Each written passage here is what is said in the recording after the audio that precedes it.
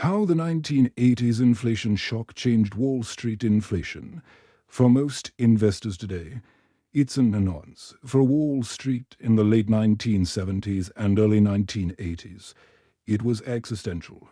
Prices were spiraling. The US dollar was losing credibility. And faith in the American financial system was under siege. The shock therapy used to stop it didn't just crush inflation, it rewired Wall Street itself. The setup, 1970s stagflation. The story begins with the 1970s, a decade of economic malaise. Oil shocks from OPEC drove energy prices sky high. Government spending surged. The US abandoned and the gold standard in 1971. Cutting the tie between dollars and gold, the result. Too much money chasing too few goods. By the late 70s, inflation was running over 13% a year. The term stagflation, inflation plus stagnant growth, entered the dictionary. For investors, nothing felt safe. Stocks underperformed. Bonds, normally a safe haven, were dubbed certificates of confiscation because inflation eroded their value. Wall Street was desperate for relief. Enter Paul Volcker in 1979. President Jimmy Carter appointed Paul Volcker as Federal Reserve Chairman. Volcker was tall, gruff, and utterly determined. His diagnosis: inflation was destroying America's credibility. His prescription: shock the system. Volcker raised interest rates with a vengeance. The federal funds rate, which had averaged 11% in 1979, surged to 20% by 1981. Mortgage rates climbed near 18 to 20%. Borrowing froze. This policy came at a brutal cost. Businesses collapsed. Farmers protested on the steps of the Fed. Unemployment spiked above 10%. Politicians accused Volcker of strangling the economy.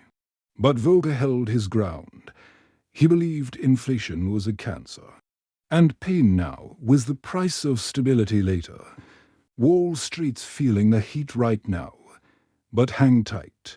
It's just temporary. The early 80s were rough times for Wall Street. High interest rates crushed valuations. The S&P 500 lost nearly 30% of its value between 1980 and 1982. And long-term treasuries cratered as yields spiked. Investors demanded higher returns just to keep up with inflation. Borrowing at 18% made deals nearly impossible. Construction slowed to a crawl. Volcker's policies caused what became known as the double-dip recession. To back-to-back downturns in the early 1980s. Wall Street cursed him. The turning point, but here's where the story flips.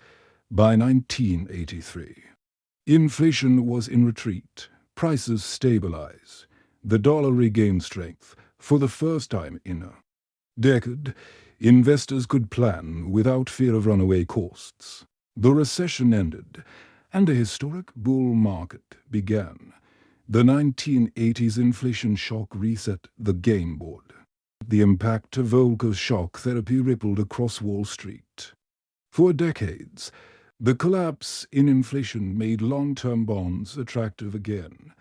Wall Street embraced fixed income with fresh enthusiasm, birthing complex markets like mortgage-backed securities. The surge of institutional investors quickly became our new reality. Pension funds, insurance companies, and mutual funds grew quickly in a stable market. Pro-money managers are now running the show, not retail traders. Equity culture, building a fair and inclusive community together. Falling rates and renewed confidence fueled a massive equity boom. From the Reagan years onward, stocks became the symbol of American prosperity. Wall Street's impact on the world. A strong dollar and steady bonds made Wall Street the go-to spot for global investors, bringing back trust in U.S. markets. Lessons in policy risk. Investors never forgot the shock. The idea that the Fed could move markets overnight became embedded in Wall Street psychology. Traders learned to watch the Fed's every signal. Why it matters today. For options traders and long-term investors, the 1980s are more than history, they're a guidebook. The lesson is simple. Monetary policy moves markets. Interest rates are not background noise. They're a lever that can crush or revive entire asset classes. The shock also explains why traders obsess over inflation data even now. A few percentage points in inflation can change everything. Valuations, premiums, probabilities. Just as Volcker's hikes forced traders to rethink risk, today's markets still pivot on Fed actions. Wrapping things up, let's think about what we've learned together and how it all connects. The 1980s inflation shock was brutal in the short term but transformative in the long term. It rocked Wall Street and kicked off an epic bull market. Investors learned that survival often requires enduring pain before prosperity. So, when you hear today's debates about inflation and interest rates, remember this: the last time America truly broke inflation, it reshaped Wall Street for decades.